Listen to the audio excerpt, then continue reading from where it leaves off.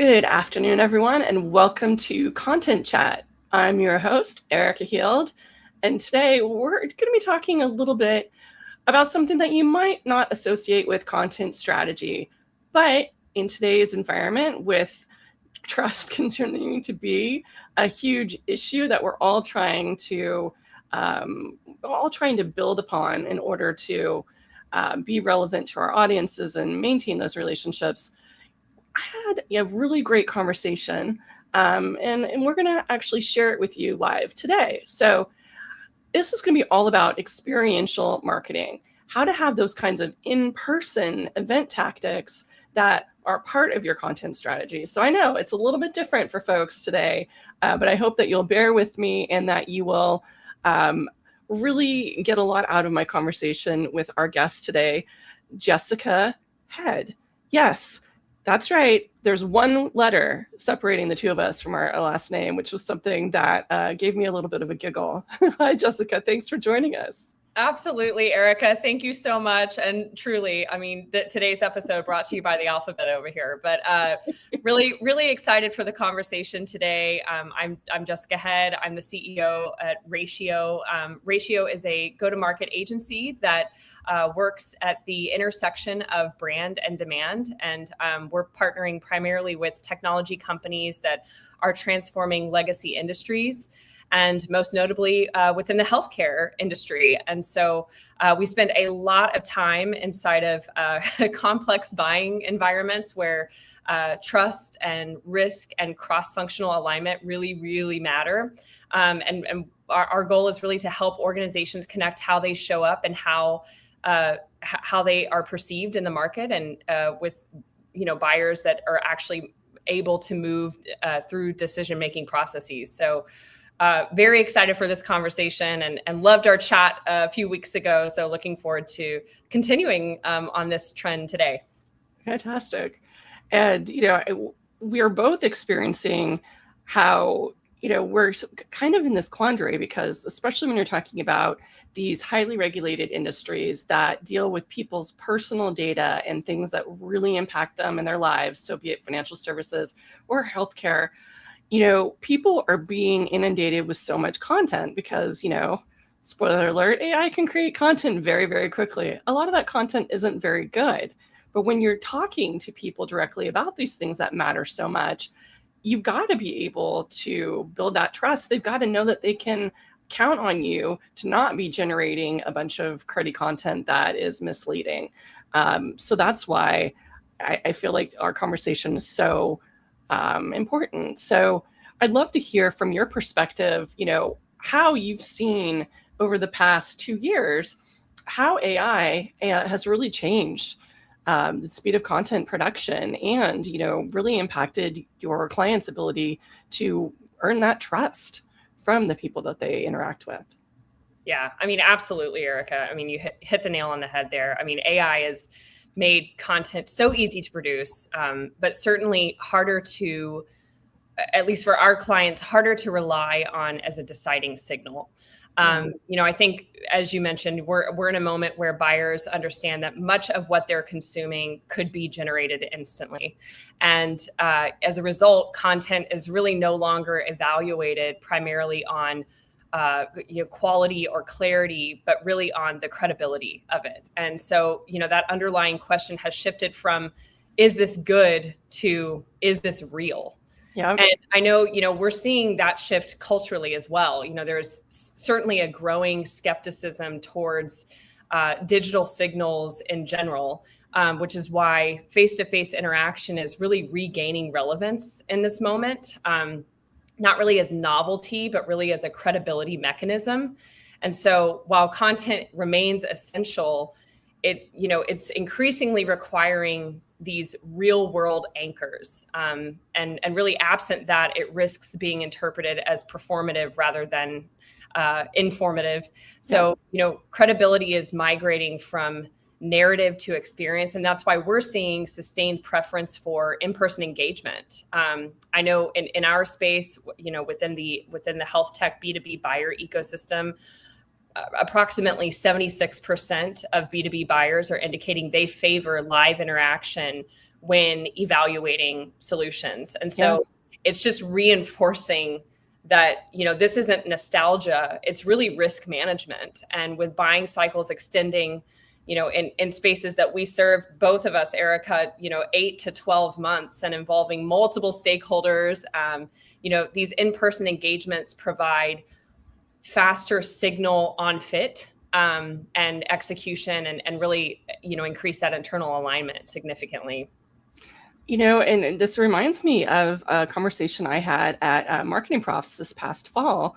I actually had stopped in a booth because they had a shiny object. They had an amazing embroidery machine that was digital and making funny bags for people. So I'd stopped in because that caught my eye, but then I actually stayed and had a shared demo with two other folks that I hadn't known before, but they had come up to. They were in the insurance space, and that's a space I had worked in briefly. And it was interesting because, we had a person who had their regular demo spiel that they're ready to give, but I had been talking to the folks and I had my own perspectives. So I asked him questions and I actually had him go through and click on things and show stuff that he absolutely had not been anticipating that people would be interested in. And I'll tell you, I should have gotten a commission because the other two folks standing next to me were so engaged. And they voluntarily handed over their cards and said, I want you to follow up with us. And I guarantee you that wouldn't have happened if he had just done his spiel, because you don't know until you have that one-on-one interaction with somebody when they're actually truly interested and when they're just kind of ready to scroll and go to the next place. Absolutely. So to me, it's it just really means that it changes the role that content is playing in the buyer's journey now, right? You have that opportunity for interaction, and now, frankly, people want it so much more. They don't want to be talked at. Right. Reinforcing those moments of validation. Absolutely. And it's certainly, our team sees it every day, that content is becoming more and more of that reinforcement, not the place of origin. Because of conversations and experiences like what you're describing on a trade show floor. Yeah. So it means, to me, it really means that we have to reinvent our playbook, which is a good thing because, we don't want to be static anyway. So how do you feel like this is changing go-to-market and the kind of content that you're using in that kind of, in that vein, in those kinds of campaigns and in support of that? Yeah, absolutely. It changes it fundamentally, right? Content used to be, to your point, how buyers are first discovering a company. And now, much more often, it's how they are confirming something that they've already encountered elsewhere or that's being validated with them at a booth. Someone attends a conference session, they have a conversation with a peer, they see a brand show up in a credible moment, and then they go look you up. And in that sequence, right? So content isn't just about the introduction anymore as it is about that validation. And so, I think something that I know our team has been reflecting on quite a bit is, when you zoom out, that shift maps directly to how go-to-market has evolved over the last several decades. I know in the early 2000s, inbound marketing was the topic, right? It took over. So you had platforms like HubSpot and frameworks like Serious Decisions. Waterfall made, kind of the more content equals more leads commentary, the dominant model. Yep.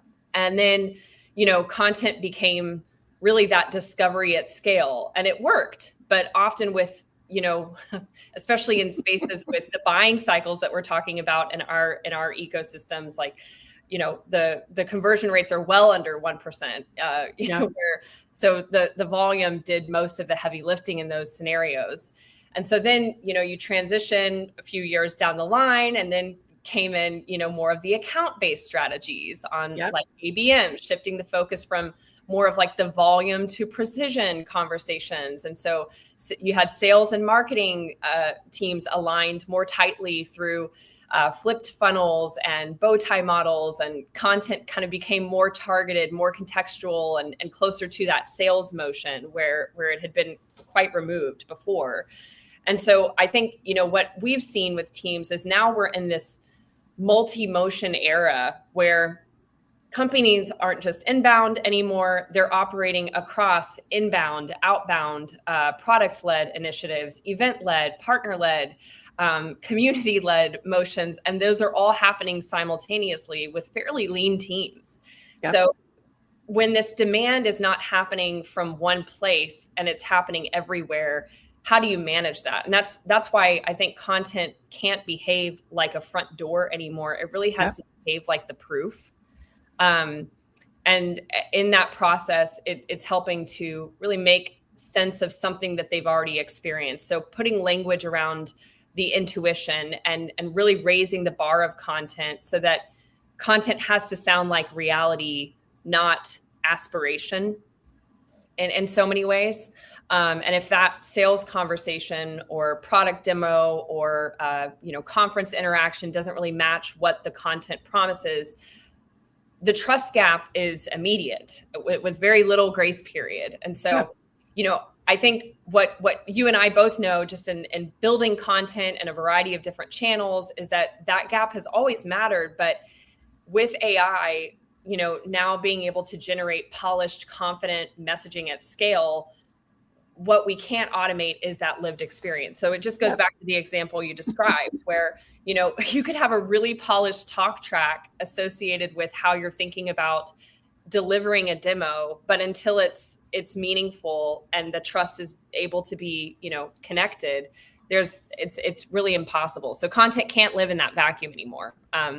And I think it's certainly reinforced credibility across every touch point to really ensure that there is coherence and connection between what you say, how you show up, and what it actually feels like to work with you, the company that is being represented. I think it's fantastic for content marketers because having that freedom to be able to be part of the entire customer journey cycle, it's so important. And it's something that I feel, to your point, a lot of teams were not fully utilizing the potential for content strategy. They were just focused on that getting in the door kind of content. Whereas, my whole career, I've, been one of those people that ends up frequently keeping the customers engaged, so working with them on sharing their stories, being involved with them as part of the customer advocacy groups and really making sure that we're serving them with the kinds of content that only we, with our scale, our knowledge, our insight into how people are using whatever our products or services are, can provide them. So, how we can be outrageously useful, not just how can we sell them more things, because that's kind of the difference. So that to me, it makes perfect sense then that we do have to be thinking about our event strategy, not as a sales motion, not as, this is a field marketing, a field, sales kind of engagement, content, what does this have to do with content?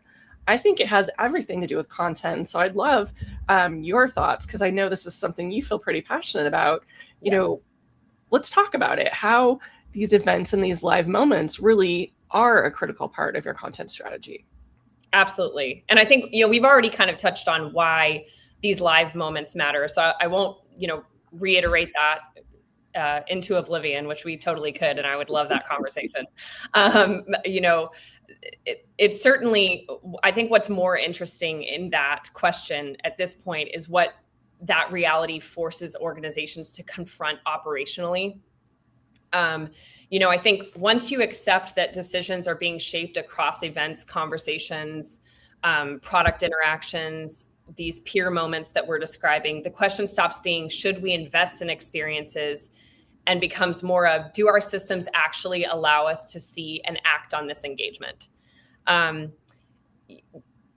know, at a behavioral level, we know live moments accelerate the decision-making, right? So I know our team has done some research of roughly 85% of buyers say live engagements speed decisions, and experiential programs consistently outperform digital-only approaches. And in some case, driving upwards of 50 to 70% higher conversion rates. So Yes, humans still like humans. Very inconvenient for anyone who wanted to automate belief. But the more important shift is that these live moments are creating that context, and they surface those unscripted questions. So to your earlier example, right? So they're revealing how a team responds in real time, and they're showing how that brand behaves when it's not perfectly edited. Yeah. And I think that signal is really difficult to manufacture, which is why these buyers weight it so heavily in these high risk decisions. And I think once you accept that conviction is forming in those moments, the implication does become extremely operational, because if that engagement is happening in an environment where we're trying to get visibility changes on how the team operates, how marketing is prioritizing accounts differently, how sales is entering conversations with context instead of those cold discoveries, the product teams can see where that engagement correlates with adoption or expansion. And so it really becomes, how are we evaluating the platforms and MarTech environment that is enabling there to be connective tissue that really turns that engagement into action? Because nobody wants to have that interaction with you at a conference Exactly. and then get a canned email from, the same nurture stream that you send to every person you meet at every different industry trade show. That's horrible. Exactly.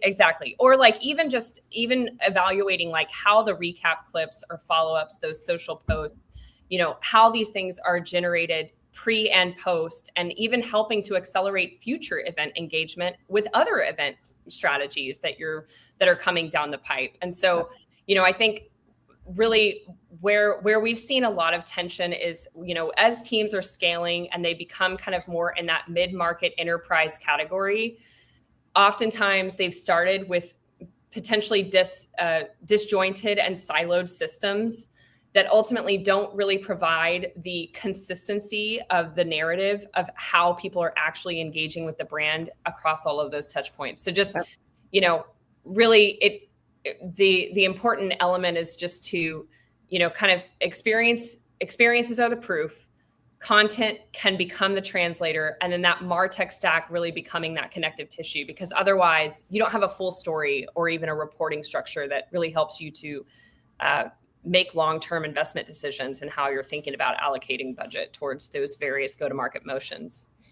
And it's always been hard to do. When I think back about my in-house career, which, I've been on my own for 10 years, but before that, I spent all my time in-house. And I can only think of one place that did a really good job of being able to connect that experience. And we did it the hard way. We had a Salesforce MVP she was brilliant. She was able to really do a good job of getting all of our systems to work well together. But then we on the content team, we actually created those bespoke talk tracks for our SDRs, and then created really good different nurture streams for each event we went to. So tying back to either something we were talking about at the event or the biggest theme at the event, or if we had enough people on the ground giving us feedback about what people were talking about and asking, we would tweak things on the fly to make sure, again, that we were addressing the big issues that we heard people talking about. But we also had a big enough content team to do that. I was lucky, right? Because not everybody has that or has the willingness, to actually let the team have the time to be able to do those kinds of fast turnaround actions. So it does really, it has been possible before, but now I feel like it's even more expected from your audience. No doubt. So, when it comes to doing that, content being that connective tissue, I'd really like to hear how you feel the experiential strategies really cause the events team to then think more of themselves as part of the content team. Because I think, again, there has always been this kind of feeling like, oh, events are over here from content, but they absolutely have to be brought together. They have to be a cohesive whole in order to really support your strategy. Yeah, absolutely. I mean, it's natural because oftentimes these teams are siloed in their own department. Like if you do have the luxury of a budget and a team structure that is segmented, then they're siloed by nature. And I think, experiential strategies really expose something that I know we've seen that has been artificially separated for quite some time, which is just this concept of brand and demand, where you have brand and demand that have been historically treated with those different responsibilities, those different teams, different metrics, different timelines associated, where the way that brand is often articulated is, brand is how something is perceived, right? And then you have demand, which is like how something has performed. And that separation made sense when buyer journeys were linear. But when we have all of these go-to-market touch points and these various, modules happening simultaneously and needing to be embedded throughout the event engagement experiences on an annual planning strategy, experiences they're not expecting that. They're not respecting those boundaries really. Yeah. And so in a live moment, perception and action form together. And sometimes the first is not that, feel the brand and then later decide what to do. They're forming that judgment, confidence, and intent simultaneously. And so I think what's powerful about experiential strategies is that they're not just creating the awareness, they're also creating the direction. That if someone attends a roundtable and feels understood, aligned, or challenged in the right way, the next step feels obvious, and content doesn't have to manufacture that momentum necessarily. It's more of them, each of the content team members really kind of channeling it and identifying how to cross-pollinate content in appropriate ecosystems for that specific buyer.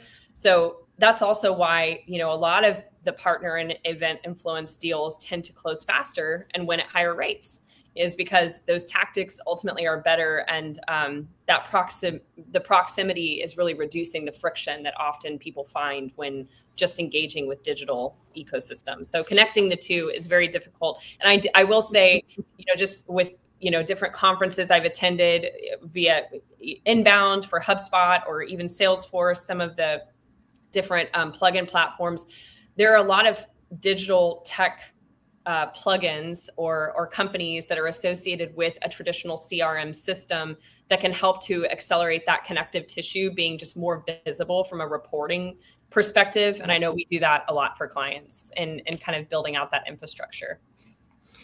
As we're talking here, it really reminded me about, in a way, I was spoiled in most of my in-house roles because I frequently had both content and communications under my purview. So we didn't really have that kind of disconnect with brand because all of that brand messaging, all those corporate, messages, internal and external, were coming through my team. And so we had that cohesion right there. And so it made it so much easier to have that consistency and to be able to have that influence. But that said, other than what we kind of talked about, I'd love to hear what you're feeling, the biggest kind of like pain points are where the teams are struggling and how you've seen them be able to really overcome that. Yeah, I think, I tend to see teams struggle in kind of three somewhat predictable places. The first is treating events like those isolated campaigns, kind of double clicking on what we were talking about earlier, instead of more of those events being system input. So, teams will run this great event and then afterwards they'll ask content to make something from it. Ooh, which, so awful. The total ick there. So backwards. And I think, the experience should be designed around the story that you want to extend before anyone steps into the room. So, it's not about putting content in this position of having to reinforce momentum, but really retrofitting the meaning of how you're thinking about these different opportunities. The second is an over optimization for the volume instead of confidence, really. So, I think when teams are feeling pressured, the instinct is often to produce more. So, more content, more touch points, more activity. More CTAs crammed into every communication. Like, how many landing pages do we need for like what, so I think when buyers are at these stages, they're not needing more material per se. They need that clarity and conviction. So rely on your human people to help to reinforce that trust, and then just have the clarity and conviction in the content that is, being dispersed, so that it's not just creating kind of an excess volume of and noise, really, which ultimately would slow down decisions. And then thirdly, I'd say, and this probably is the hardest, and I know it goes back to some of what we were touching on when we think about the setting up MarTech stack infrastructure to support teams, but it really is the governance of these things, right? Like, once experiences and partners and communities are, becoming the content sources, this means fragmenting is quickly happening potentially, unless someone is actively stewarding that narrative. And so without governance, you end up with a lot of activity and very little coherence. And I think that's really where leadership matters. I think AI can certainly help teams produce at scale. Systems can help capture engagement, but neither can decide what really deserves emphasis, what should travel, or what story we actually want to tell in the market in these moments. And so I think the other thing that I would say in that is, I think a lot of teams feel threatened by the idea of having too much governance, because of course we are talking about content creators, we're talking about creatives, people that, really want to build and create meaningful, inspiring content. But governance also isn't about control, right? It's about really protecting the meaning as complexity increases. So that doesn't mean that it has to be boring, because I also know that that's kind of something that sometimes is a scare.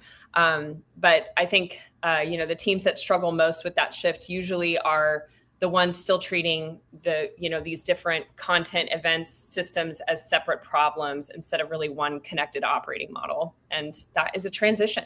And I'll say, if you're struggling with that transition, yeah, I wrote a book about it. So thank you, Jessica, for the ultimate segue ever. ContentFoundationsBook.com has a lot of free resources that you can use, and details on where to get the book. But one of the things that I made sure to get put out there for free is that checklist.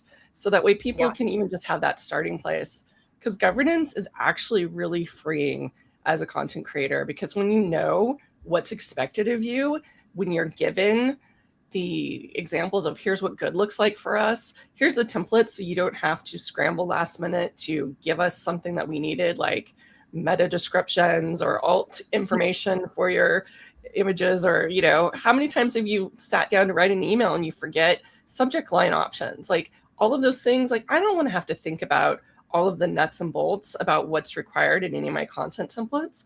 I want to have that be provided, because then I don't have to think about it. I can spend my energy on the narrative and the story. So that's my stake in the ground for content governance, and that's a hill I will fight anybody on, because I think it is so critically important. Before we kind of close out with the last thing I want to talk about, I want to put you on the spot and ask you, what event have you participated in? And so this could either be, you participated in it as an attendee, or with a client, or, as the CEO of your own agency. Like, what event do you feel like has done the best job of really putting forth an amazing experience where they're connecting with attendees, before, during, and after the event? Because I think we've seen this, where sometimes the events happen in their own ecosystem, and as we're talking about, and then they aren't really, there's no life after. And similarly, maybe there wasn't anything beforehand to help make that experience on site really work. So I'd love to hear an example of an event that you think just really nails it. Well, I am going to sound so partial, because we are a HubSpot partner, and this is not an ad. I'll just throw that out there. But I do think that Inbound does an incredible job of creating digital touch points infused in the experiential landscape of an expo floor. Oftentimes, depending on the industry, and there are others in the healthcare industry. I know, one that we like to go to and that we'll actually be at in a couple of weeks is ViVE with the health community. They do an incredible job of the connective tissue between digital community ecosystems and ensuring that there are touch points at the event and online throughout the year to create some cohesion with how individuals are networking and engaging and participating in professional development opportunities. But I will say, Inbound specifically, what I most enjoy about the structure of the content and the event engagement that they provide is how experiential each of their in-person engagements are. So ensuring that there is the five senses are met through every opportunity to engage in a single booth is incredibly important. And the fact that they are able to kind of digitize those experiences so that there is multifaceted touch points with how a person actually experienced a specific section of the expo floor is phenomenal, because it can then further personalize the communication that then I'm receiving after I've left the event, and how I was able to actually engage with those different experiential touch points. And that can be something from the actual trade show design itself, the actual installation of having kind of experiential opportunities to touch and feel and read and absorb content. And then how that also connects to my digital device that I'm taking home with me, so that I have something to kind of absorb additional content with once I've left. I think they do an exceptional job of that. And so I think it's all about, again, incorporating five senses to ensure that individuals feel fully immersed in the content that they're absorbing, but that it also can reinforce that we are human, and that is how we experience and perceive and create trust with one another. And we learn so much more when we're engaged with all of our senses. And, conferences from the exhibitor standpoint, of course, it's about getting your brand in front of the right people and influencing buying decisions. But when you think about, why the people are at the event, they're there to learn, they're there to connect with each other. And the more you have those experiential opportunities, the more they're able to find other like-minded people that they wouldn't otherwise meet, Right. who, do their same kinds of work, who have their same challenges. And that is if you're able to connect somebody with that person that becomes their, their go-to work mentor, or their bestie, or their person that's their accountability partner, oh my gosh, the amount of credit you get and the amount of brand love that is resultant from that's immeasurable, right? That's priceless. Absolutely. So I love that. And it just really makes the case for thinking through your events from that content strategy standpoint. Because if you're just thinking through the event as a how are we flashy? What's the most expensive thing we can give away to get people to come to our booth that have absolutely no interest in our product? That's doing it wrong. So I love this example, and I can't wait for to hear your insights after you come back from your conference to see what you saw that was new and interesting. Because I think things are going to be different, and not in a more AI generated way. Because I'll tell you, yesterday, for those of you watching this on an archive, we're recording this the day after the Super Bowl. And almost all of the content I've seen online, what people are talking about on LinkedIn, is how offended they were that these brands wasted a bunch of money creating AI slop. And that's not me calling it AI slop. That is literally the words that other people are using. And I've saw that same kind of comment from more than a dozen people today. And that's terrible. Can you imagine spending millions of dollars and staking your brand budget and your reputation for this year on doing that? Yeah, Yikes. absolutely. I've been seeing the same thing in my feed. It's quite an experience to recognize that, people are noticing, and people are still wanting that human touch point. And that is ultimately how trust is built. So how are we reinforcing that at every budget layer? Exactly. So in light of everything we've talked about, I'd love to hear, from your standpoint, what would your advice be to that head of content or CMO that's watching this video or listening to the podcast? What is the one big shift in thinking and activities, that you'd recommend that they make for this year? Even though, we have our budgets in place, we have our, approved strategy in place. What should we be doing though to really reflect this truth of how we're getting, making an impact and how we're really connecting with folks?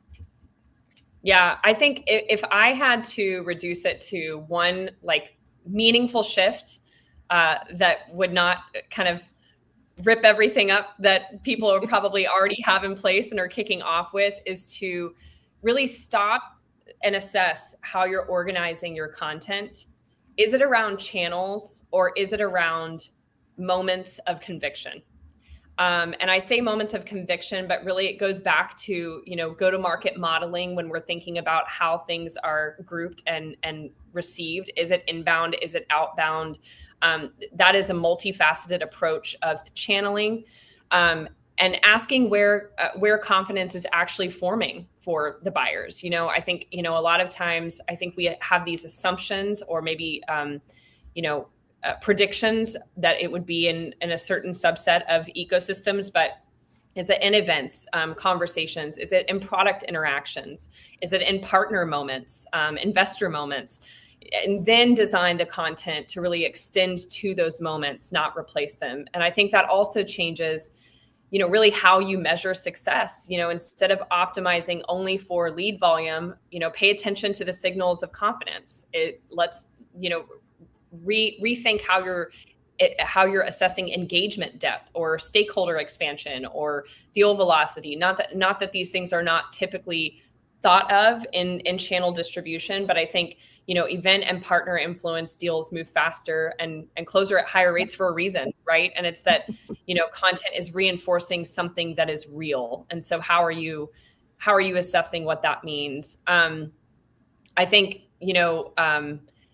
I know for us at Ratio, it certainly changes how agencies show up for their clients. When brand demand, product sales, partnerships are all kind of shaping the buyer experience, that connective tissue between those teams matters more than any single tactic you can think of. So agencies, can't just plug into one function anymore and expect the system to work. You really have to understand how those parts interact, and where that friction shows up, and where that momentum builds, and where handoff is breaking down potentially. And so that's why we don't separate brand and demand, because we do believe in them operating in close collaboration. Brands shape how something is experienced, and demand shapes what someone does next. And when those teams are aligned, that momentum has an opportunity to compound. And so we're very intentional about working across those boundaries, and certainly don't want to treat brand as an upstream exercise, and demand is like a downstream one, if you will, but really designing them cohesively together. And I think that's something that CMOs and marketing leads can take with them into this year. And it also makes the budget for your agency a lot more defensible when you're not positioning it as, here's the agency where we're handing over a laundry list of do these things, create this content. And instead you're saying, hey, this agency is a valuable partner that helps us work across our organization, and who has that institutional knowledge and is helping us really have that impact in all these areas. And then, frankly, it means that you're more likely to be able to increase that spend over time, to do even more that you want to be doing with your content, because you are having all of these internal partners in these other teams who are being brought into the process, who are being brought along with your content.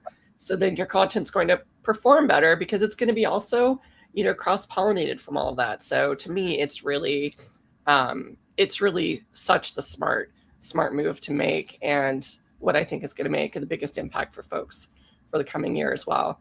And I have to, of course, give a shout out to MarketingProfs, because, you know, I mentioned them earlier. Their events and their whole infrastructure around their MarketingProfs professional membership is amazing, because it's not just that they have a once-a-year conference that's really stellar and has lots of ways of getting you involved, because they do, and it's all of that. But they have this year-round community that's built around the content and the people that attend the event, the people that speak at the event. You know, they have there's a Slack group, there's events throughout the year that are virtual, and they don't turn off the comments during those. All right, if you're a speaker, you can see in real time that feedback, the same way that if you were at the event, that you would see somebody in the audience maybe going, or them raising their hand. Like, you actually get to have that kind of experience one-on-one with all those attendees. And I really wish more organizations would trust their audiences to do that, because that's what we want. You don't want a canned presentation. I could just video that and mail it off. You know, you want to have that live experience that changes depending upon what happened yesterday, or something that somebody in the room, in the virtual room, is actually experiencing. So this has just been such a fantastic chat, Jessica. I hope that you had a good time here too. And I think we've made such a strong case for making people think differently about their content strategy and about their event strategy for the year. So thank you so much for joining us. Absolutely. Thank you so much, Erika. This has been a blast, and I feel like we could talk for another 3 hours if time would allow. But certainly so much fun catching up with you and thinking through some of the ideas that teams can be considering as they're exploring experiential this year. Love it. And we'll catch you guys later in the month for the next content chat, because next week we're off for the President's Day holiday. So we'll talk to you soon. Bye, everyone.